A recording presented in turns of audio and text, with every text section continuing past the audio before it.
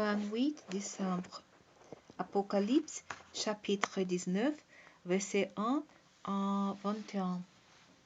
Après cela, j'entendis dans le ciel comme la voix repoussante d'une foule immense qui disait: Alléluia, loué soit Dieu, qu'à lui appartiennent les saluts et la gloire et la puissance. Ses jugements sont vrais et justes, car il a condamné la grande prostituée qui corrompait la terre par ses débauches, et lui a fait rentrer prompt du sang des serviteurs de Dieu, répandu par sa main. Une seconde fois, ils diront: Alléluia, loué soit Dieu, car la fumée de la vie embrasée s'élevait pour l'éternité.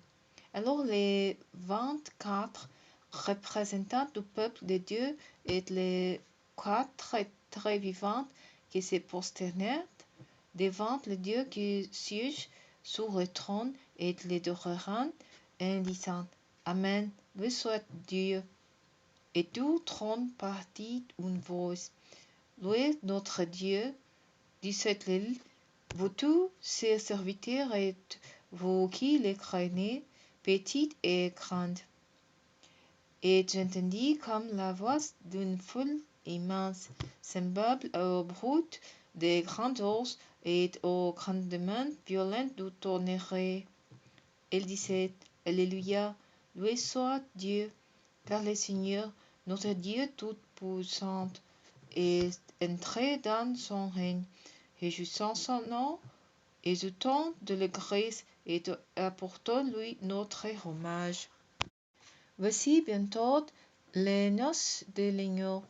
Sa fiancée s'est préparée, et il lui a été donné de s'habiller d'une laine pure et éclatante.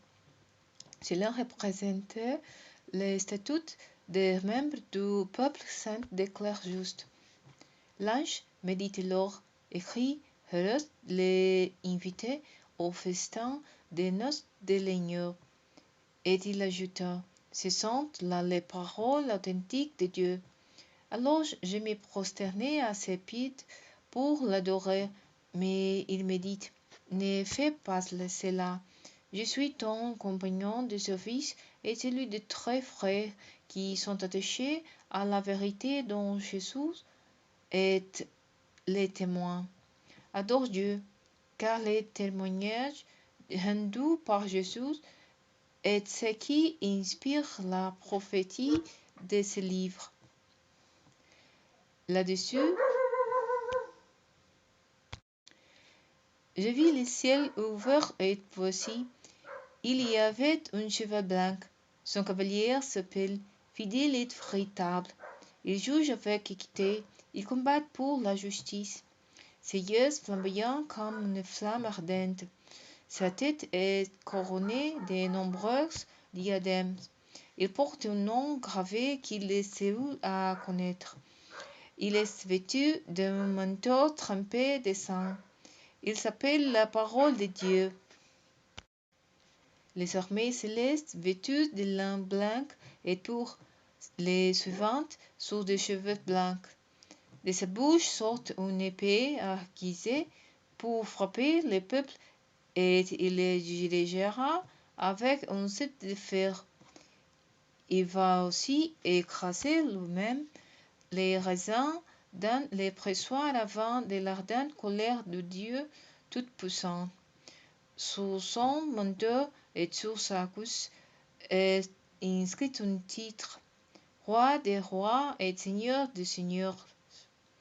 Puis j'ai vu un ange debout dans les soleils qui cria d'une voix forte à tous les oiseaux qui volent au zénith dans le ciel: Venez, rassemblez-vous pour les grands festins de Dieu, afin de dévorer la chair des rois, des chefs des armées, des guerriers, la chair des chevaux et de leurs cavaliers, la chair de tous les hommes, libres et esclaves, petits et grands. Je vis la bête et les rois de la terre. Il avait un rassemblèrent leur armée pour combattre les cavaliers et son armée.